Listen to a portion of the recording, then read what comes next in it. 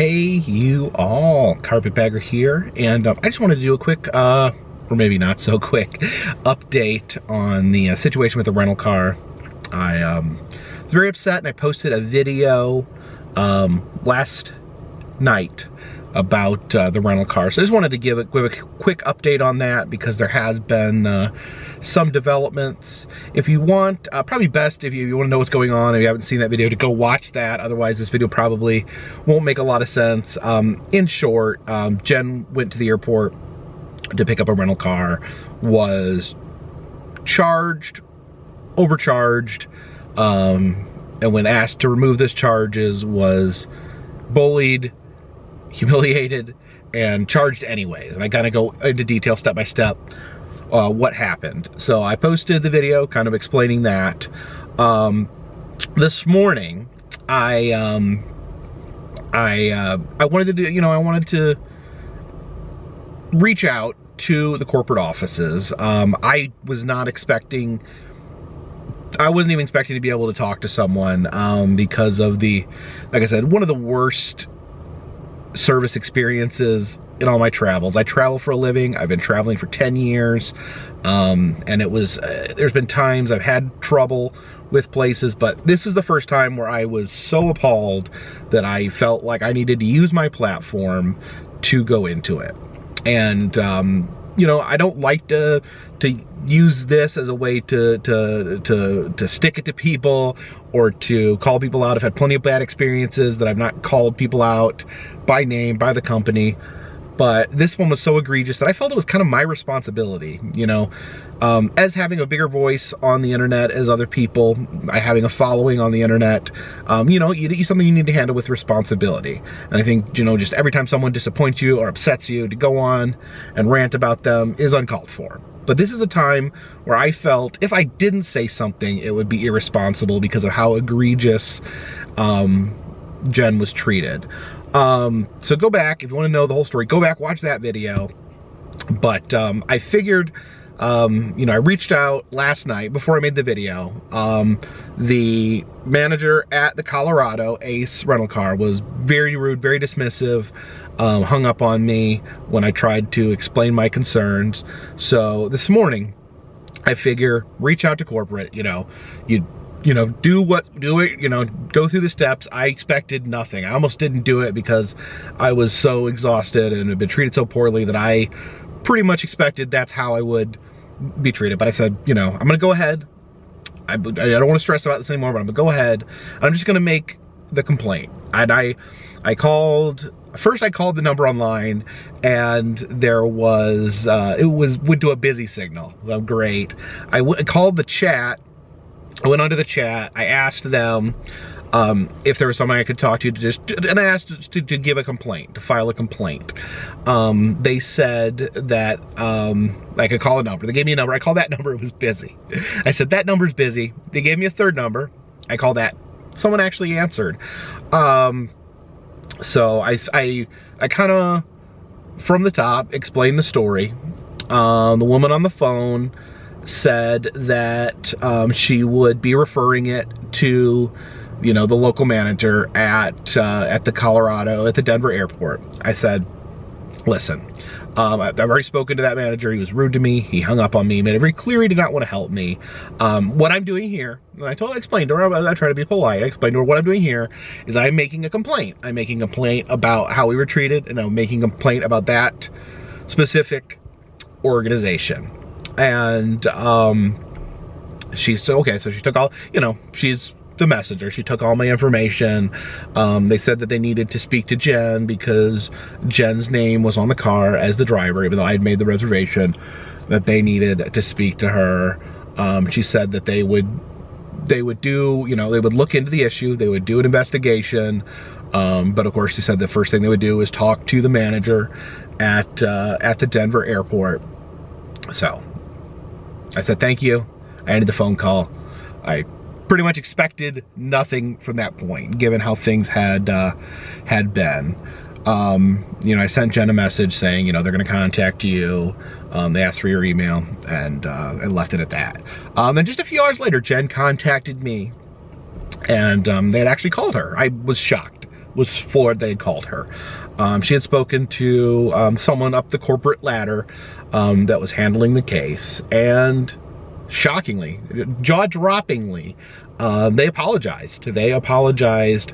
What the guy said, he said that he was, you know, doing the investigation, and part of their investigation is, I guess they watch the security cameras. They see if there was what the accurate story was. I guess they get the story from us. They get the story from the people working at the counter. And once I say, like, this is so confrontational. Like, you know, they're doing this like it's a police investigation. Like, I called last night hoping that I could, you know, smooth things out, you know, under the assumption that there was some misunderstanding. I got the impression last night from the manager that this is just how they do things, and this is how they deal with people, and they're rude and they don't care. But this guy's doing his investigation. He said that I guess the first thing he did, the first thing he listened to was my phone conversation with the manager at the Denver location. And what he said was, he said that the manager, and this is what he told to Jen, he said the manager was so rude and so dismissive to me that he felt that he had enough information to make a decision in the investigation. And by the way that I was talked to, and how rude they were to me, and how rude and dismissive they were to me, that they would just make the assumption that that our concerns about them being rude and confrontational and hassling and bullying to Jen, they felt that was enough evidence that they felt that that most likely we were telling the truth, because that conversation with the manager was very telling. So what they offered Jen was, you know, they were going to keep the original $250 that I paid on Priceline, that I thought was covering everything. They were going to keep that. They were going to keep the $200 deposit until we return the car. Then they were going to give that back, but they were going to take off the additional, it's like between $250 and $300 worth of fees. So they were taking off the toll pass, $70 toll pass, the $114 that they had charged for an upgrade, which the guy on the phone actually even made the comment that the upgrade was not technically an upgrade, because we had booked a mid-size SUV and we were given a mid-size SUV, so it was not even an upgrade. This is coming directly from the corporate ace, says that we were not given, we were charged for an upgrade, but we were not given an upgrade. And the man on the phone, when speaking to Jen, said that that he understood what we were going through. He said that he understood that these business tactics were inappropriate, that you know, people shouldn't have to be dealing this when they're on vacation, when they're trying to visit family, that basically agree that this is not a good way to do business. Now, you know, I can't speak. Obviously, he was very nice to us. I can't speak on what you know, what the corporate atmosphere was. All I can go is by what, you know, we were told by this guy, and he listened and he gave me what I feel is more than fair. I'm not, you know, and when I made the original call, I told them, like, I don't expect to get any money. I don't expect, from what I've dealt with so far, I have no illusions that I'm going to get anything money back, any money back. Because to me, money is not the issue here. The issue is, you know, charging people charges without asking them, bullying people until they agree, pestering and humiliating people in public. Those were my issues. You know, I make enough money today in my current state where I was able to cover those charges, those $300, actually $300 plus the $200. So the $700 charge, $200 of that coming back. I can handle that. I can pay for that. I can afford that. That's not gonna make me broke. I'm not gonna miss a meal.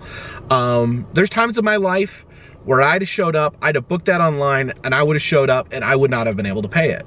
And that upsets me. People budget money for vacations, they budget money to go visit family, and, you know, had it been someone that's a little less, doing a little less well financially than me, they would have been completely just out of luck. Like how do you just come up with $700 that you didn't know you had to spend, or 500, I'm sorry, that extra $500 that you didn't know that you were supposed to spend, that you were supposed to even have, that you'd never even been told about. That's bad business. And, you know, obviously just the harassing, the bullying is bad business. I hope, and I don't know if I'm probably, is a pipe dream or whatnot, but I hope that the corporate man we spoke to is genuine, and I hope maybe that they reevaluate how they do business at this location in Denver, or even at other locations. I don't know. You know, I can't speak of every Ace location. I did some research, and like you look at review sites, and there's many people with the same story from that location, as well as some of the other locations. I saw a lot of people at the Los Angeles airport had similar problems with Ace.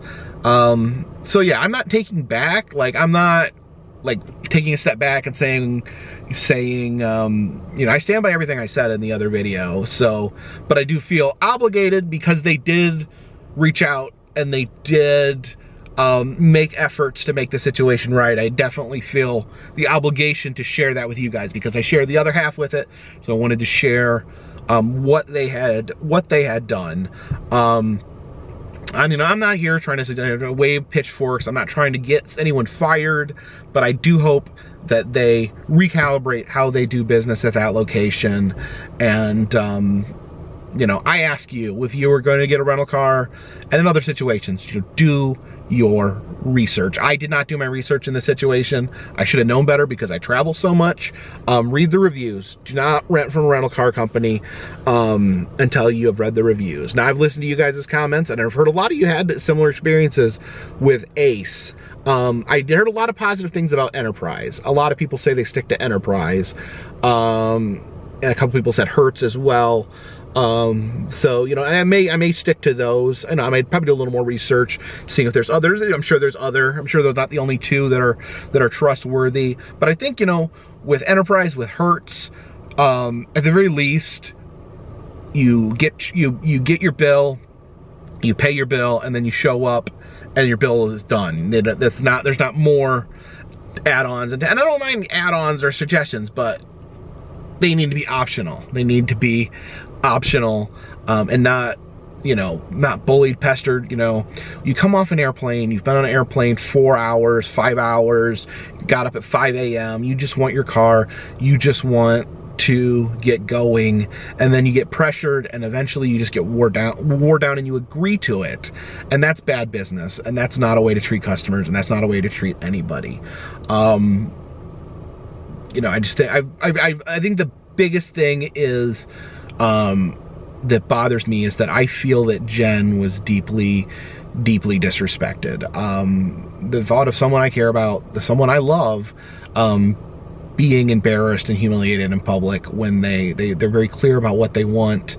They're very tired, they're very exhausted, they just want what was paid for, and they're bullied and bullied and bullied and bullied, and then still charged. And then, you know, and I tried to call a manager just to make things right, and they would not even listen to me. Also, the corporate guy was really, he got mad about different parts of the story. He was very mad because they gave us a car that smelled like marijuana.